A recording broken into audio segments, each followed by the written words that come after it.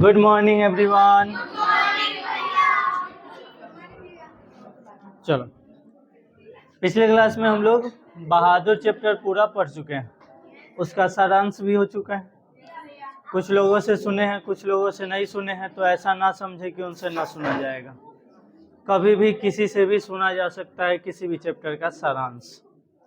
हम बोले थे कि संडे को टेस्ट होगा, बट बहुत ज़्यादा सब्जेक्ट का टेस्ट था, इसलिए हम छोड़ दिए। तो अगले सप्ताह संभावना है कि हिंदी का टेस्ट होगा टोटल। चल, ऑब्जेक्टिव सब्जेक्टिव कोई भी हो सकता है। यहाँ देखो, इस चैप्टर का अभ्यास बच गया था, जिसको आज खत्म करते हैं।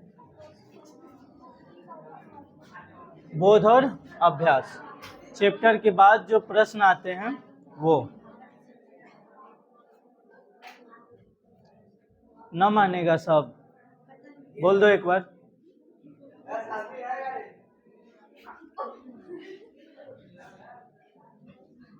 देखो, पाठ के साथ कहने का मतलब है कि जो चैप्टर हम पढ़े हैं उस चैप्टर से एग्जैक्ट क्वेश्चन दिया गया है, उस चैप्टर में जो जो होगा वो सब उसका आंसर। लेखक को क्यों लगता है कि जैसे उस पर एक भारी दायित्व आ गया? लेखक को ऐसा क्यों लगता है? लेखक को ऐसा इसलिए लगता है क्योंकि वो अपने घर में एक किसी अन्य व्यक्ति को, किसी दूसरे व्यक्ति को नौकर के रूप में अपने घर में ला करके रखे हुए हैं और उससे काम करवाते हैं। तो अगर उसके साथ कुछ होता है, कुछ दुर्व्यवहार होता है या फिर उसके साथ कोई घटना घटती है, तो उस घर के मालिक पर ही तो दायित्व रहेगा उस इंसान का, देख रेख का, चाहे जो भी हो।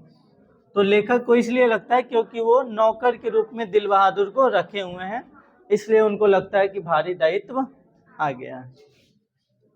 अपने शब्दों में पहली बार दिखे बहादुर का वर्णन कीजिए, अपने शब्दों में। बहादुर एक नेपाल का लड़का है जिसका घर बिहार और नेपाल की सीमा पर, ठीक है। वो, उसके पिता किसी युद्ध में मारे गए हैं। वो अपने माँ के साथ रहता था, बहुत बदमाश था, पहाड़ों और जंगलों में घूमते रहता। जब वह नौकर के रूप में लेखक के घर पे आया तो वह अपने साथ कुछ सामान लाया था, जैसे चमकीले पत्थर, टोपी और ब्लेड, ये सब, ताश के पत्ते, ये सब टाइप का कुछ लेकर आया था और रात को वो उसी के साथ खेलता था, ठीक है। तो ये सब लिखेंगे इसमें। तीसरा क्वेश्चन है, लेखक को क्यों लगता है कि नौकर रखना बहुत जरूरी हो गया था? लेखक को इसलिए नौकर रखना बहुत जरूरी लगता है क्योंकि उसकी पत्नी निर्मला ने पड़ोसियों के घर पे और रिश्तेदारों के घर पे जब नौकरों को देखती है तो उसे लगता है कि असली सुख तो ये लोग भोग रहे हैं, हमको तो सुख मिलता ही नहीं। तो वो एकदम जिद की हुई थी कि हमको भी नौकर चाहिए, ठीक है। साले साहब से लेखक को कौन सा किस्सा असाधारण विस्तार से सुनना पड़ा? कौन सा किस्सा सुनना पड़ा था? बहादुर का, ठीक है। तो लिखेंगे कि बहादुर एवं बहादुर का किस्सा जबरदस्ती सुनना पड़ा था। किससे? बहादुर अपने घर से क्यों भाग गया था? बहादुर अपने घर से इसलिए भाग गया था क्योंकि एक दिन वो जब अपना भैंस चराने गया था तो किसी कारणवश वो उस भैंस को बहुत बुरी तरह से मारा था, जिसके वजह से उसकी माँ उसको बहुत बुरी तरह से मारी थी और वो रात भर घर नहीं गया था। सुबह उठते ही जा करके घी के हांडी में से पैसे निकाला और घर से भाग गया। बहादुर के नाम से दिल शब्द क्यों उड़ा दिया गया, विचार करें। जब वह नौकर के रूप में लेखक के घर पे आया तो उसका नाम था दिल बहादुर, लेकिन उससे कुछ बातें करते करते उसकी लेखक की पत्नी निर्मला ने उसका नाम दिल बहादुर से बहादुर कर दिया। और सब उसे बहादुर ही बुलाने लगे। इसके पीछे एक दिन की ये बात है कि वो सुबह सुबह दतमन तोड़ने के लिए पेड़ पर सीधे चढ़ जाता था। तो जब वो सीधे चढ़ गया तो कुछ लोग उसको देख करके बहादुर बहादुर कहने लगे कि बहुत बहादुर है, ऐसे ही चढ़ गया। तो उसी दिन से उसका नाम क्या हो गया? बहादुर हो गया। ठीक है, ये सब आपके कहानी चैप्टर से ही है।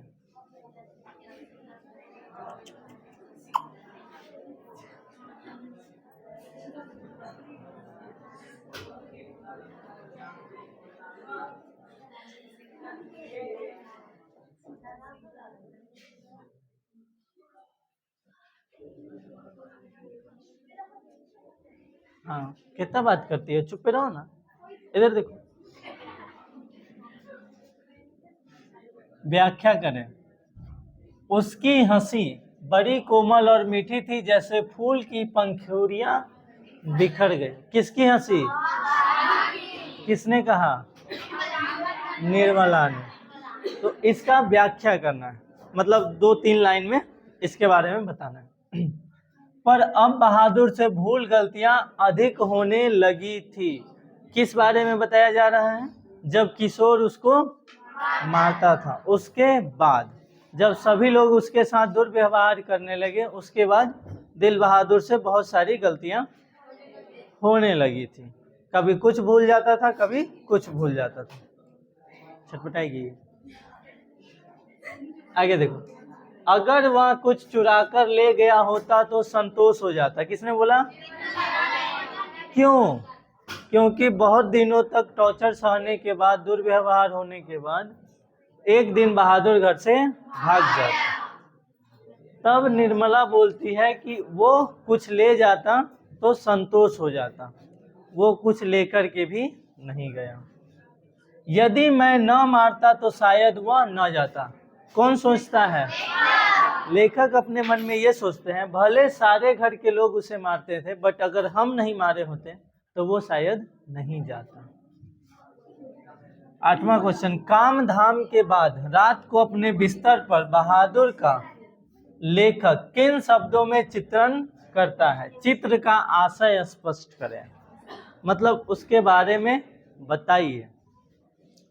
तो वो लेखक जो है बहादुर का बिस्तर पे जाने के बाद का जो चित्रण है, वो पूरा काम खत्म करने के बाद जब सोने जाता है, तो सोने से पहले अपने बेड पे जाता है और अपने सारे सामान को निकालता है। टोपी पहनकर बंदर की तरह आईने में देखता है। ब्लेड और कुछ पत्थर, ताश की पत्ती, ये सब से वो कुछ देर तक खेलता रहता है। ठीक है, यही इसका क्या है? चित्रण है। अगला देखिए, बहादुर के आने से लेखक के घर और परिवार के सदस्यों पर कैसा प्रभाव पड़ा? बहादुर के आने से घर और परिवार पर बहुत अच्छा प्रभाव पड़ा था। शुरुआती दिनों में, शुरुआत के दिनों में बहादुर को लेखक के परिवार वाले अच्छे से रखते थे, अच्छा व्यवहार करते थे, बहुत खुश थे। लेकिन जैसे जैसे दिन बीता वैसे वैसे बहादुर के लिए एक नौकर वाली भावना बाकी परिवार के लोगों में आने लगी कि नौकर को हद में रहना चाहिए, ज़्यादा छूट देने से बिगड़ जाता है। तो ये सोच आने के बाद धीरे धीरे क्या हो गया? गड़बड़ हो गया। किन कारणों से, व्हाट इज दिस, किन कारणों से बहादुर ने एक दिन लेखक का घर छोड़ दिया? किन कारण से? कारण ये था कि वो लोग उसको मारते भी थे, हर एक छोटी से छोटी गलतियां पर डांटते थे, मारते थे, और उसको खाना भी खुद बनाना पड़ता था अपने लिए, और हमेशा गाली ये सब सुनना पड़ता था, दुर्व्यवहार होता था उसके साथ। उस लेखक के बेटे जो किशोर थे, वो हर एक बात पर उसको पीटते थे, जिसके कारण बहादुर ने घर छोड़ दिया। बहादुर पर ही चोरी का आरोप क्यों लगाया जाता है और उस पर इस आरोप का क्या असर पड़ता है?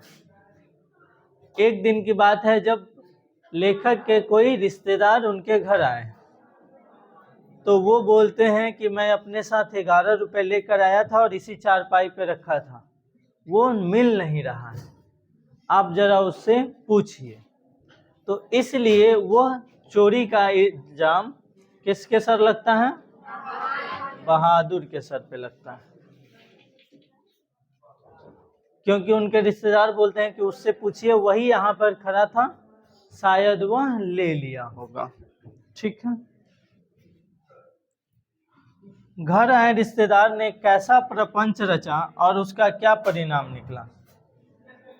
घर आए मेहमान ने चोरी का प्रपंच रचा, जिससे चोरी का इल्जाम बहादुर के सर पे लगा, और इसका परिणाम यह हुआ कि बहादुर को बहुत बात डांट भी सुननी पड़ी और पिटाई भी लगा।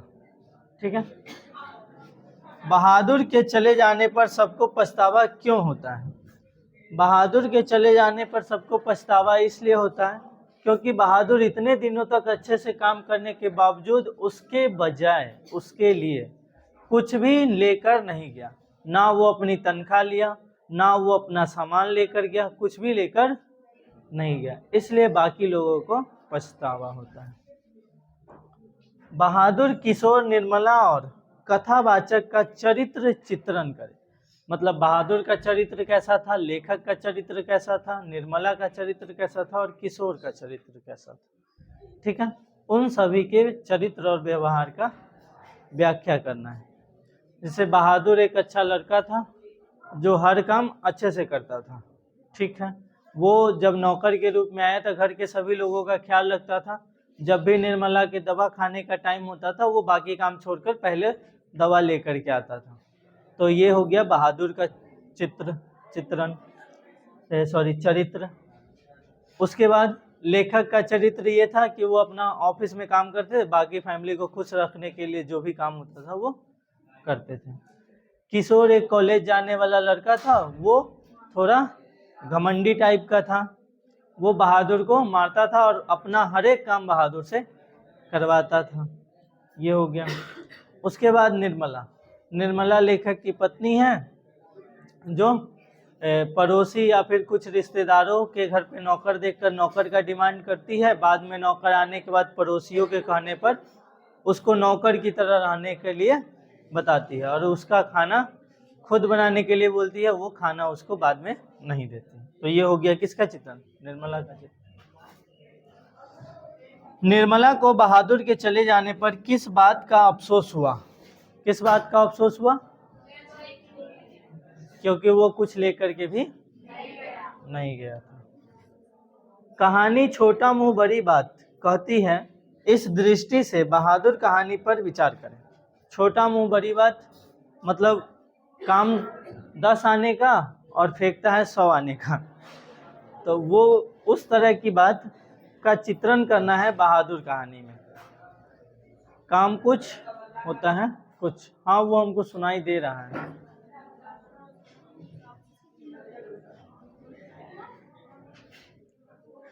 आगे देखिए।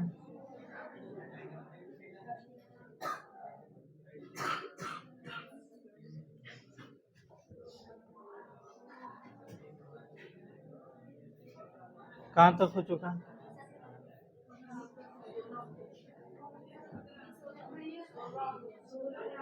अच्छा, 16 तक आ चुके हैं। कहानी छोटा मुंह बड़ी बात कहती है, इस दृष्टि से बहादुर कहानी पर विचार करें। छोटा मुंह बड़ी बात यानी कि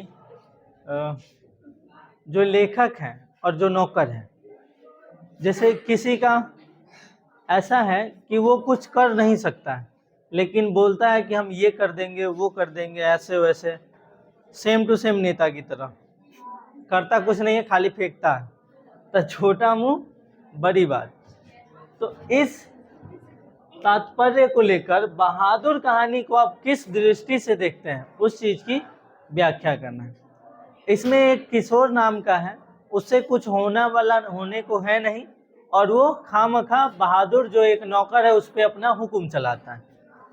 किशोर कुछ है नहीं, बस एक लेखक का बेटा है और कुछ खास नहीं है, लेकिन वह किस पर अपना हुक्म चलाता है? नौकर पे अपना हुक्म चलाता है। कहानी के शीर्षक की सार्थकता स्पष्ट कीजिए। लेखक ने इसका शीर्षक नौकर क्यों नहीं रखा? बोला जा रहा है कि कहानी के शीर्षक को स्पष्ट कीजिए, और लेखक जो है इस कहानी का नाम बहादुर ही क्यों रखा, नौकर क्यों नहीं रखा? ठीक है, तो बहादुर रखने से किस प्रकार का इमेज बना है, किस प्रकार का चित्रण बना है, वो बताना है। और अगर इस कहानी का नाम नौकर रखा जाता तो किस प्रकार का कहानी बनता, किस प्रकार का दृष्टि होता बाकी लोगों को देखने की और समझने की, उस चीज को यहाँ पे लिखना है। ये हर एक लोग का अपना अपना मत हो सकता है, सबका अपना अपना मत होगा कि हाँ शीर्षक का नाम नौकर क्यों रखना चाहिए या फिर बहादुर क्यों रखना चाहिए। ठीक है, कहानी का सारांश प्रस्तुत करें, ये तो हो चुका है। पाठ के आसपास दोपहर का भोजन, जिंदगी और जोंक, डिप्टी कलेक्टरी हत्यारे जैसे अमरकांत की कहानियां पुस्तकालय से उपलब्ध कर पढ़े और मित्रों से चर्चा करें। पुस्तकालय मतलब लाइब्रेरी से आप लोग को लेकर के पढ़ना है। कौन कौन बुक? जिंदगी और जोंक, दोपहर की भोजन, डिप्टी कलेक्टरी और हत्यारे, ये 4 बुक का नाम दिया गया। इन सभी बुक को लेकर के आप लोग को पढ़ना है पुस्तकालय से, लाइब्रेरी से। चलो आगे देखो।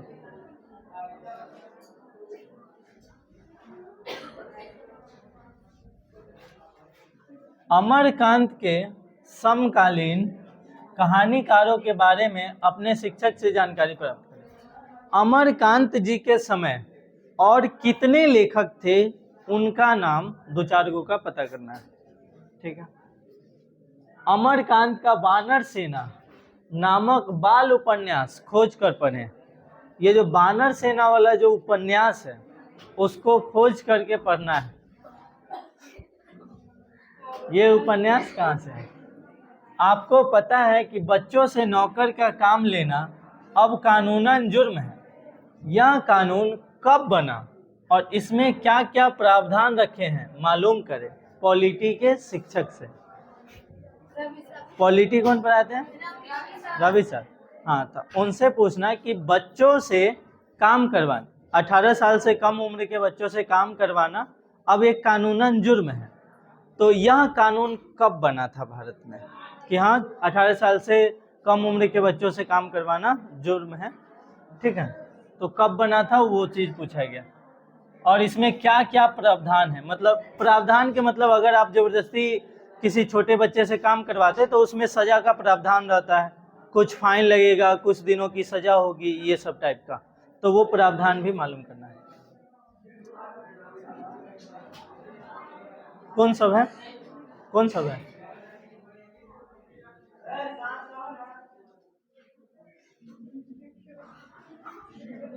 हम पूछे उससे कौन सब है और वो शांति करवा दिया, बोलने देता। निम्नलिखित मुहावरों का वाक्य में प्रयोग करते हुए अर्थ स्पष्ट करो। मारते मारते मुंह रंग देना,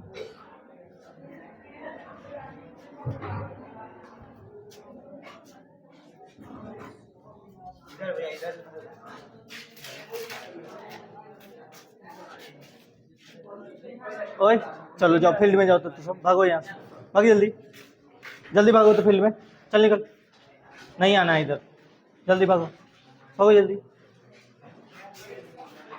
भागो, नहीं आना है, जाओ। इधर देख लिए तो बहुत मारेंगे हम, चल निकल।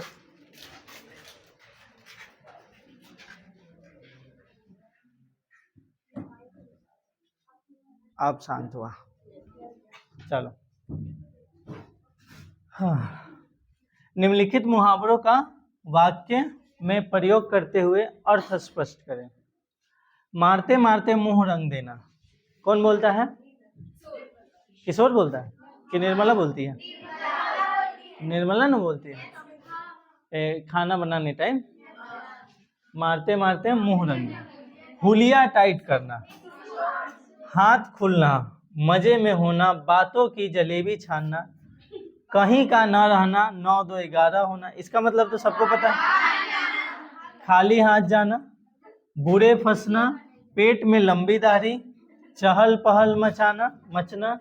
तो इन सभी मुहावरे का अर्थ आप लोग को प्रयोग करते हुए अर्थ स्पष्ट करना है और इससे एक सेंटेंस भी प्रयोग करना है, मतलब एक वाक्य बनाना है आप लोग को।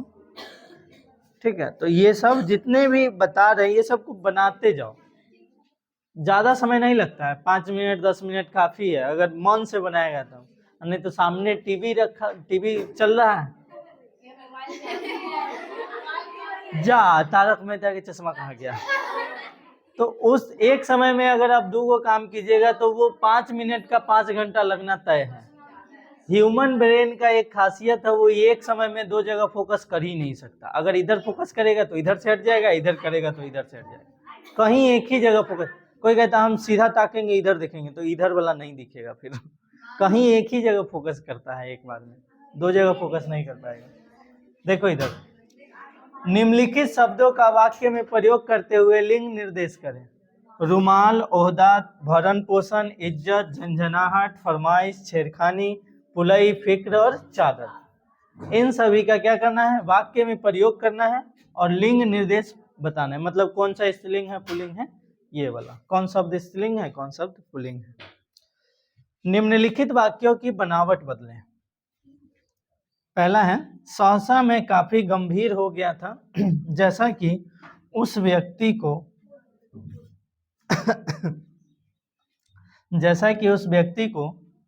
हो जाना चाहिए जिस पर एक भारी दायित्व आ गया। ये तो लेखक के बारे में बोला जा रहा है।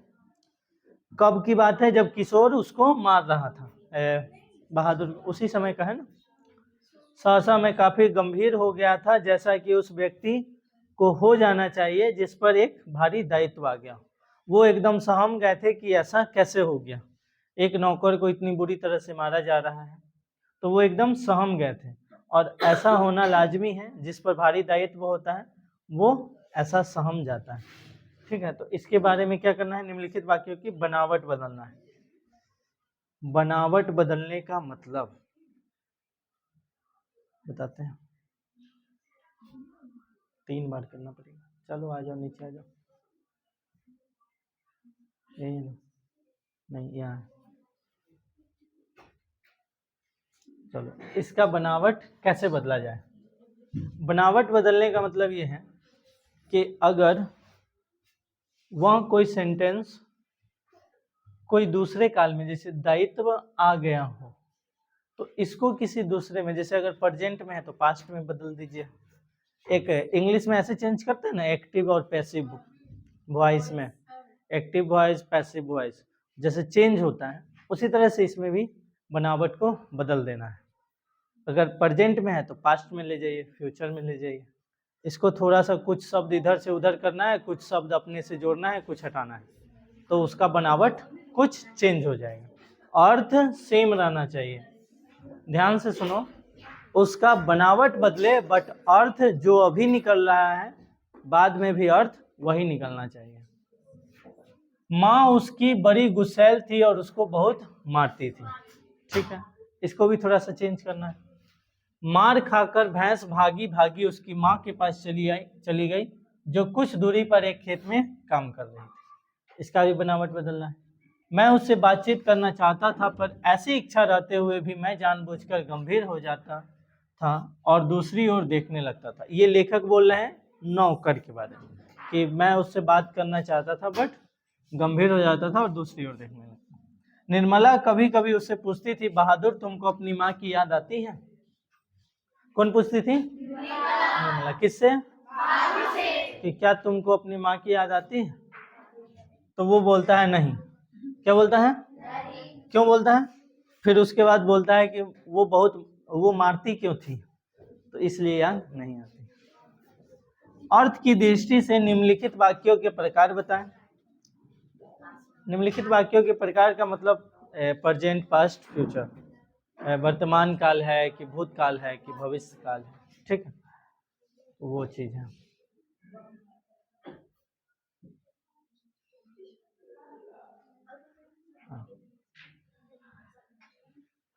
देखो, अर्थ की दृष्टि से निम्नलिखित वाक्यों के प्रकार बताना है आपको। वह मारता था, पास्ट। वह कुछ देर तक उनसे खेलता था, ये भी पास्ट। दिन मजे में बीतने लगे, ये भी पास्ट है। ये परफेक्ट है, पास्ट परफेक्ट टेंस है। इसी तरह की फरमाइशें। देख वे मेरा काम सबसे पहले होना चाहिए, कौन बोला था? चाहिए, फ्यूचर। रास्ते में कोई ढंग की दुकान नहीं मिली थी, नहीं तो उधर से ही लाती, कौन बोलता है? रिश्तेदार। ठीक है, तो इसका बताना है। उसके बाद शब्द निधि है, यानी कि शब्दार्थ। क्या क्या है? पंच बराबर, दो पक्षों के बीच निर्णायक की तरह होना। ओहदा, पद। जून, वक्त। बेजुबान, मूक या भाषाहीन, भाषा विहीन। हिदायत, चेतावनी या सावधानी। शरारत, चंचलता, बदमाशी। सौर, ढंग, शिष्टाचार, सलीक। कहीं भी आ जाएगा, ठीक है। Last page. तुच्छ, नगण्य, क्षुद्र। फरमाइशें देखो, आग्रह, निवेदन, नेकर, पैंट, पुलई। पेड़ की सबसे ऊंची शाखा, पेड़ की सबसे ऊंची शाखा को क्या बोलते हैं? पुलई। सवांग, सगा परिवार का सदस्य। फिरकी, नाचने वाली घिरनी। कायल, आकांक्षी, अभ्यस्त आदि। दायित्व, जिम्मेदारी। दर्पण, आईना, ये तो जानते ही हैं। खूंट, साड़ी का आंचल। घाघ, घूटा हुआ चतुर, मतलब जो भीतर से भीतरगुन्ना जिसको बोलते हैं, उसी को क्या बोलते हैं? घाघ। और देखो, नहीं खत्म हो गया। अब घाघ का मतलब क्या है? घूटा हुआ चतुर। हौरना, मथना या मंथाना। अलगनी, कपड़े डालने के लिए बांधी लंबी रस्सी या खूंटी। कपड़ा जिस पे सुखाते हैं उसको क्या बोलते हैं? अलगनी बोलते हैं। तो ये था आपके इस बहादुर चैप्टर का अभ्यास। इसको आप लोग को बनाना है टोटल, ऊपर से लेकर नीचे तक। 1 दिन, 2 दिन, 3 दिन। अगला चैप्टर खत्म होने तक का टाइम है। अगला चैप्टर जब खत्म होगा तब ना फिर नया मिलेगा। तब तक आप इसको बना लीजिए, कंप्लीट कर लीजिए। जो भी क्वेश्चन आंसर है, सारांश है, जो भी उसमें डाउट्स है, वो सब पूछ करके। ठीक है, तो फिलहाल आज के लिए इतना ही। मिलते हैं अगले एपिसोड में। धन्यवाद। जय हिंद। हम जय हिंद बोलते, तुम लोग जय भारत।